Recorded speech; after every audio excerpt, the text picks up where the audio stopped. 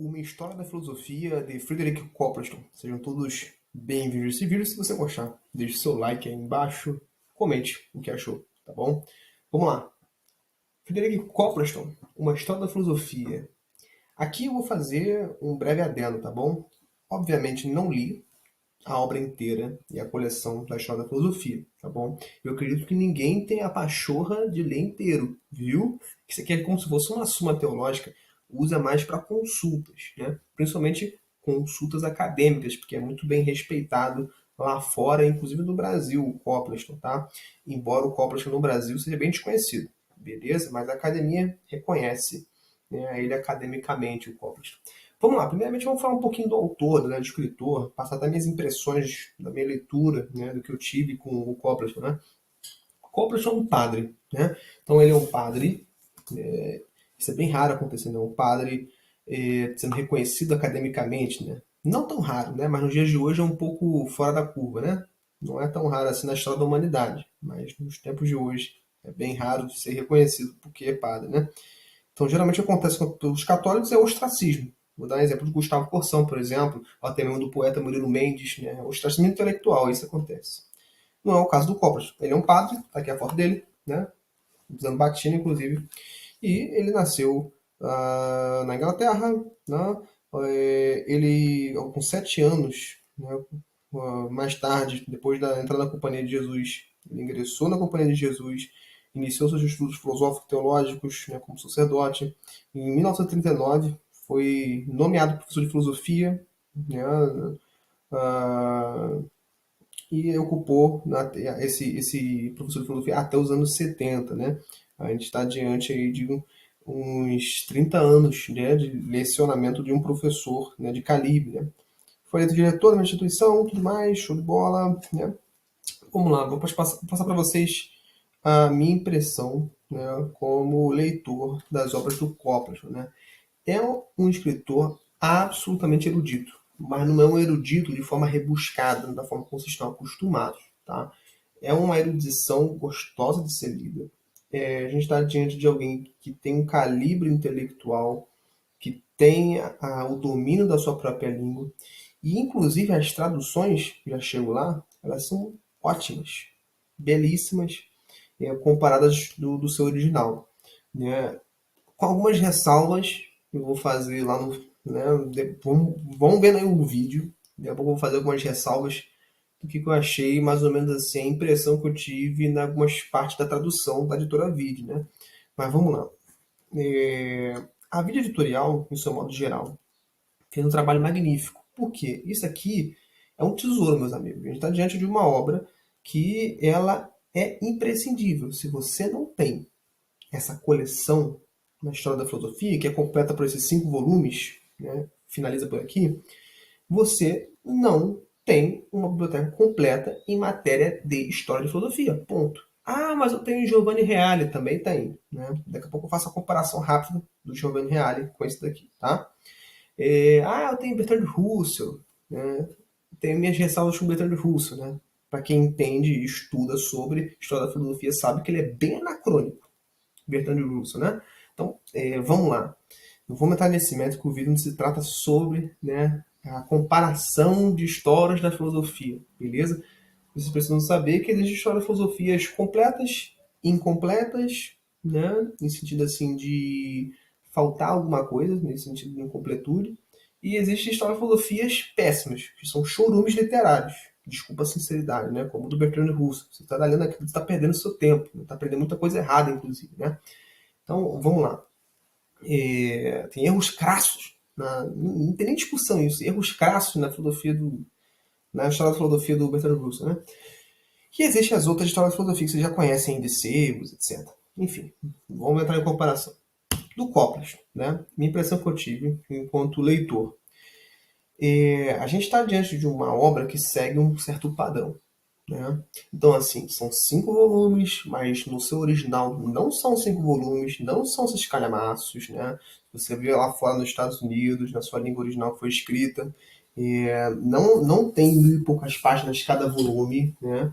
Então aqui a gente está aqui, ó, né? O Show da Filosofia do Copleston, do Renascimento a Hume, né?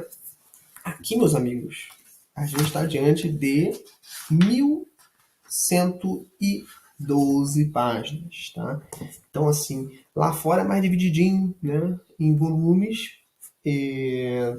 Eu acredito que seja aproximadamente 18, 20 volumes, se não me falha a memória, tá? Então, me corrijam aí os chatinhos de plantão, né? Às vezes vocês gostam de ficar corrigindo, corrigem aí embaixo, né? Se são 18, se são 20 e tantos volumes, né? Do seu original. Então ela foi escrita na língua original, né, inglês, do seu inglês, e era muito mais acessível, né? Você consegue pegar por temas, né? Consegue pegar lá da parte de, né, de Hume, né, aí do Kant até tal autor, então fica mais acessível nesse sentido. Foi o que eu achei, né? Aqui nos 5 volumes, esses calhamaços, né, você tem exatamente essa acessibilidade, só que você não tem aquela portabilidade de levar debaixo do braço para sua faculdade, por exemplo, né? Se você é chatinho, né, e fica com esse negócio, vai amassar, tudo mais, claro que vai amassar, é livro de brochura, não é capa dura, entendeu? Então já cai logo a ficha que vai amassar se você colocar na sua mochila, tá? Ele não é muito portátil para isso, não serve muito para isso. É um daqueles livros que você fica mais em casa lendo, beleza? Então, estou passando essas informações para o leitor que gosta de saber, né, se é capa dura, se dá para levar tranquilamente, se é acessível. Não é tanto, tá? Mas isso não desmerece a obra, que a Vide editorial aqui trouxe para o Brasil uma preciosidade. Vou dar um exemplo aqui, vamos lá. Vamos adentrar na obra, tá? Para não ficar preso aqui na dinâmica, na diagramação, na leitura, nos livros, né? Para não ficar preso nisso, né? Vamos lá. A gente está aqui no volume 1, tá? Uma história da filosofia. Grécia, Roma e filosofia medieval. Daqui vocês vão pegar desde os pré-socráticos até o século XIII. Só me certificar se é isso mesmo, se minha memória não me falha. Essa memória não está falhando, né? Então, é isso mesmo. Até o século XIII, tá? Então ele vai pegar desde os pré-socráticos, né? Vou ler o sumário para vocês, beleza? Tem gente interessada em saber o que se trata. Então, já vou passar para vocês a metodologia que o Copleston usa. Tranquilo? E mais tarde eu faço comparações de outras histórias da filosofia que eu tenho aqui, tá? Então, vamos lá. Ele vai pegar aqui a filosofia pré-socrática, então vai pegar de Jônia, vai pegar, né, dos efeitos dos primeiros filósofos jônicos, da sociedade pitagórica, de Heráclito, Melisso, Zenão, Ácragas, Anaxágoras, né? Não me lembro como ele pronuncia Anaxágoras, né? Então, sofista, Sócrates, aí vem bem clássico, né? Platão, Aristóteles. Então vamos lá, deixa eu adentrar mais em detalhes. Como é que é a metodologia do Copleston? É o seguinte, ela sempre sucede de primeiro o filósofo, e aí a vida do filósofo, e depois o contexto biográfico do filósofo, da era que ele está inserido historiograficamente. Né? Depois ele passa a sua obra. Depois de passar a obra do filósofo, né, por exemplo, um Sócrates, pegar na vida de Sócrates, né, o contexto histórico do Sócrates e tudo mais, e aí pegar na sua obra o que gerou de frutos. Aqui Sócrates, vocês entenderam o que significa obra, né? Não significa que ele escreveu algo. Vocês sabem que o Sócrates não escreveu nada, coisa óbvia, né? Só botar essa parênteses aí, porque tem gente chata que fica nos comentários. Né? Então, depois de pegar seus frutos, a sua filosofia e tudo mais, e por isso ele põe as consequências históricas de uma sociedade que assumiu esse pensamento, que aderiu a esse pensamento de tal filósofo, como por exemplo o Sócrates. Né? Então tem as consequências de uma sociedade socrática. Por exemplo, ele adentra nesse conteúdo aqui dentro do livro. Né? E assim, isso aqui, por isso que eu falo para vocês, é a história da filosofia mais completa. E tem mongoloide aí no YouTube, não sei se você já viu reviews de outros mongoloides no YouTube, que ficam falando que essa obra aqui é enviesada. Enviesada é o seu nariz, pelo amor que você tem a Deus. Né? Desculpa a sinceridade. Né? Você não tem que ter respeito para um sujeito como esse. Né? Enviesado ideologicamente aonde? Só porque o cara é padre? Né? Porra, é só no Brasil que isso acontece, cara. Isso aqui é respeitado em todo o mundo, entendeu? Até academicamente, que a academia é chata pra caralho. Vocês sabem que a academia é chata pra caralho. Se você tá afetado aí, porque eu tô falando palavrão, então sai do vídeo, entendeu? Você não é pra gente afetada igual você não, tá? Então pode meter o pé, beleza? Coisa besteira, você vai sair do vídeo porque tá preocupado com um palavrãozinho, né? Pode sair. Porra, entendeu? Vocês estão entendendo? Assim, o nível que a gente está discutindo, aí tem gente no YouTube falando, é enviesado, nem leu, nem conferiu a obra, né? Deve ter folheado ali na biblioteca, na livraria lá da cidade dele. E aí, por ele não ter lido e tudo mais, ele olhou a foto de um padre e falou, é enviesado, deve ter catolicismo aqui. Caraca, se você ver, se você próprio conferir, ler aqui, o Copleston, o Frederico Copleston, ele é absolutamente imparcial. Ele não coloca um pingo de catolicismo aqui, um pingo. Não fala nada de doutrina católica, nada. Ele não faz comparação do catolicismo com tal filósofo. Me prove. Faça um vídeo aí refutando e achem alguma coisa aqui. Né? Como vocês sabem, eu não li a obra inteira, né? Mas eu ponho minha mão no fogo, no copo, de tudo que eu já li como consulta. Né? Vocês estão vendo aqui que tem umas. Dá para ver aí, ó, umas marcações, uns escritos que eu faço aqui que eu vejo como consulta, eu vejo a honestidade intelectual desse padre. Ele tem o esmero, o cuidado de não enviesar nada, não botar nada do que ele pensa sobre, né, no sentido assim, de doutrina católica, embora ele seja padre, beleza? Então a gente está de alguém absolutamente honesto. Tão honesto que lá fora é reconhecido pelas academias, universidades, né? Até a gente ateia usa esse como referência, essa história da filosofia, tá? Então, assim, ignora esse pessoal pentelho, entendeu? Chato, implicante pra porra, entendeu? Cara, é um saco, né, meu? Vamos continuar. Volume 2, História da Filosofia, do Renascimento a Hume, né? Novamente, é a mesma pegada aqui, tá bom? Ele vai pegando, por exemplo, do Descartes, né? Que a pronúncia correta seria Descartes, né? Do francês, e ele vai fazendo uma apanhada da sua vida, do seu contexto histórico, até pegar a sua obra, consequências da sua obra na sociedade, entendeu? Então a gente tem capítulos aqui, ó. Pra você ter uma ideia, são só, tá? Só isso. 5 capítulos dedicados a Descartes. Inclusive, se vocês bem olharem, né? Dentro da parte do Kant, ele dedica vários capítulos a Kant. Vários, vários, vários. Né? Então, ele é muito minucioso, o Copleston, né? Ele é bem detalhado. Claro que vocês não vão ver isso, a gente está diante de um ser humano que fez essa obra inteira, né? Então, vocês quase não vão ver isso em todos, essa minuciosidade, né? Vocês não vão ver em todos os filósofos, né? Então, Hobbes, ele dedicou 2 capítulos, John Locke, ele dedicou 4 capítulos, Newton, ele dedicou 1 capítulo, né? Perdão, ele dedicou 1 capítulo só para falar dele e da sua obra, mas depois das consequências, né, da sua obra, dos problemas religiosos, problemas da ética que rolaram, né? Então, mais ou menos 3 capítulos. Enfim, vocês não vão ver sempre dedicando, sei lá, 8 capítulos a um escritor, né, a um filósofo só. Isso não vai acontecer. Tá? É uma obra muito completa e eu já digo no final o porquê que ela é completa, porque se você fizer comparações com outras histórias da filosofia, não tem essa minuciosidade. Não tem, tá bom? Por isso que eu acho que se você quer uma história da filosofia, quer ler uma história da filosofia, você tem que ler o do Copas. Porque não tem mais completa, mais detalhada, mais minuciosa do que essa, beleza? Vou deixar aqui. Né? Então, o terceiro volume, uma história da filosofia, volume 3, do iluminismo francês a Nietzsche. Tá? A pronúncia correta de Nietzsche é Nietzsche, né? do alemão. Então, vamos lá. Desse aqui, nesse volume, vocês vão ver, né, pegando, ó, vou citar os capítulos, tá, para quem está interessado em saber. Livro francês, Rousseau, né, o livro germânico, depois vai pegar no Rousseau e Vico, depois Voltaire, né, vai do Kant, olha aí do Kant que eu falei, ó. Aí ele dedica, ó, 3, 4, 5, 6, 7, 8 capítulos, só Kant, tá? 8 capítulos só Kant, pra você ver como é que ele é minucioso. E assim, todo mundo sabe que um católico, ele não é favorável a Kant, né? A gente vê que assim, o próprio há um relativismo, né, lá em Kant que a doutrina da igreja não permite. Portanto, quem fala que essa obra aqui do Copo é enviesada é burro.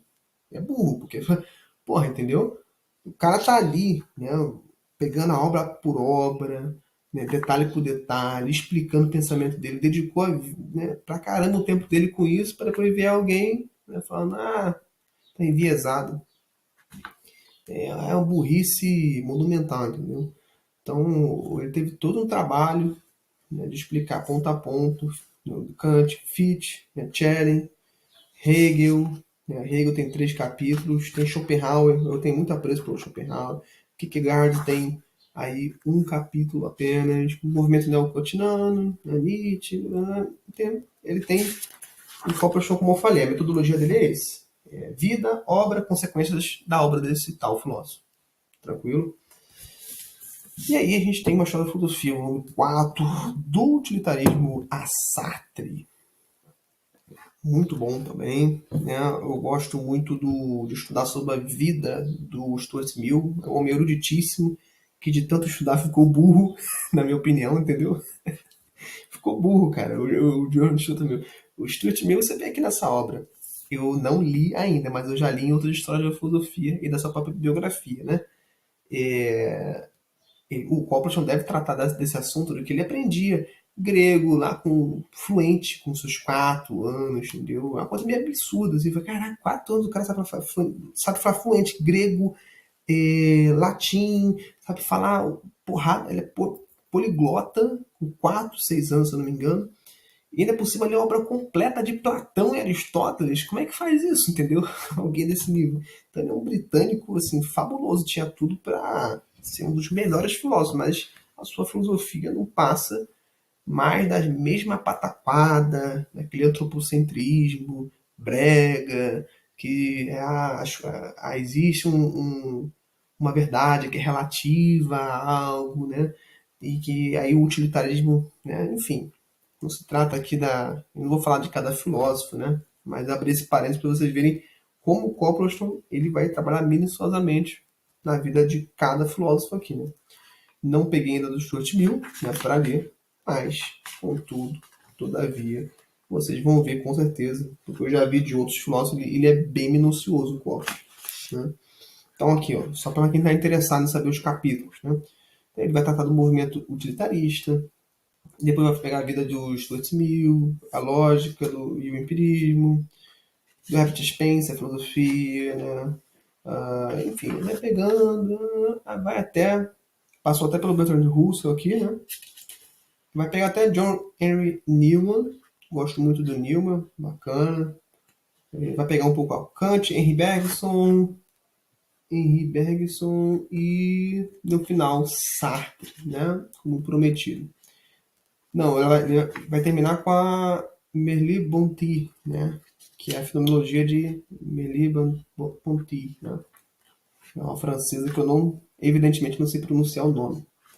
Então, vamos lá. A rápido parênteses que eu vou abrir que é importante, tá? Até aqui, nesses 3 volumes, a gente consta com a tradução do Ronald Robson. Ronald Robson é se eu não me engano, maranhense, né? Ele nasceu lá, que tem absolutamente domínio da língua portuguesa. Assim, na minha concepção. Você lê o conhecimento por presença do Ronald Robson, né? Você vê que é um sujeito que escreve bem. Se você lê Contra a Vida Intelectual, que é uma obra dele, você vê que ele é um sujeito que tem domínio da língua portuguesa. Então, ele que traduziu, ele participou dessas 3 obras aqui, ó. Né? Esse aqui é outro livro, esquece isso aqui, tá? Aqui é um devocionário que eu tenho. Esse daqui para baixo vocês esquecem, tá? São outros livros que eu tô lendo. Então, assim, ele que traduziu essas três coleções aqui, né? Que a gente tem da vida editorial.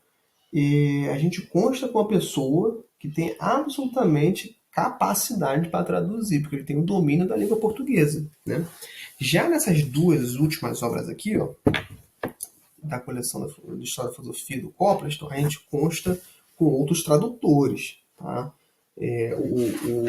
O Ronald Robson sai da jogada, né? Não sei o que aconteceu, né? Ele sai da jogada e entra os tradutores. Nesse aqui, né, só tem o Fábio Florencio e o Ricardo Arada, né, como tradutor.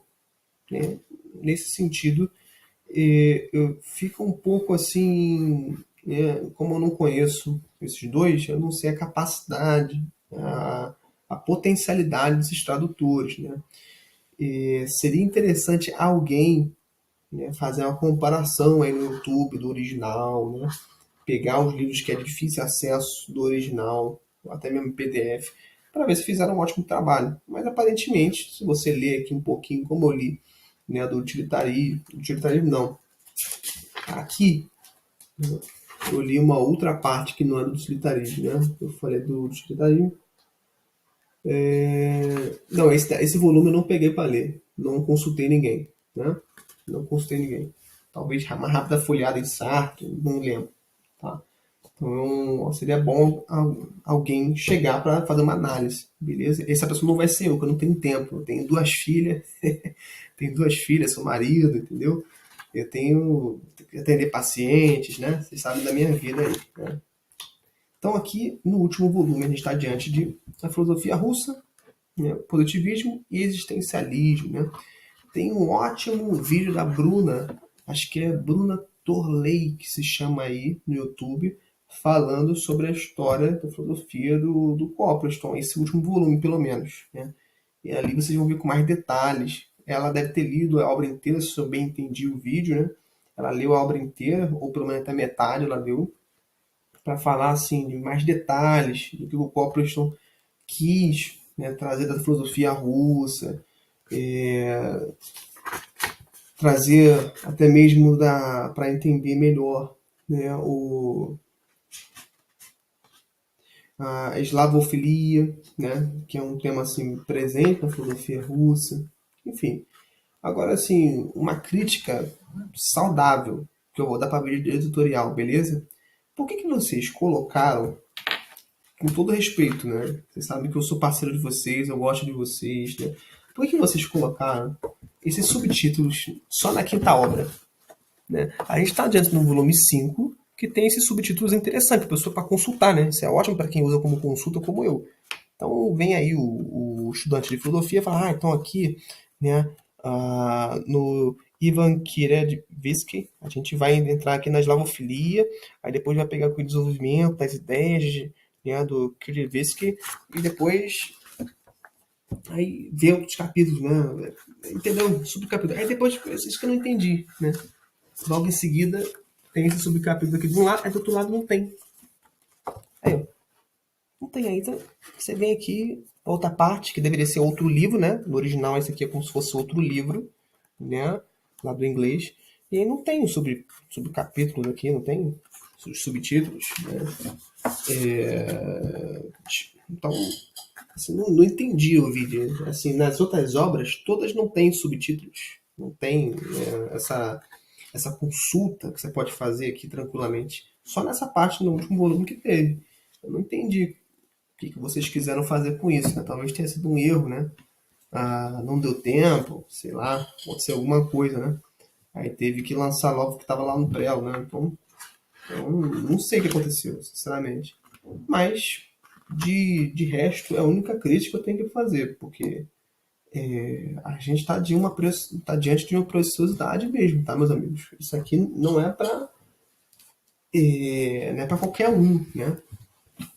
Isso aqui, se você tiver paciência de ler, com calma, ou até mesmo como eu, usar como consulta, isso aqui você consegue elaborar aulas com muita facilidade, como eu já fiz, né? E aí você consegue escrever artigos, né, com muita tranquilidade. Então, você consegue escrever no seu próprio livro, usar como referência no seu próprio livro, beleza? Uma história da filosofia do Copleston, ela é a mais completa. E aqui, só para finalizar o vídeo, vou fazer comparação às outras histórias da filosofia que eu tenho na minha biblioteca, beleza? Então, aqui eu tenho, vou pegar para vocês, que aí fica mais tranquilo vocês verem, né? Então, aqui eu tenho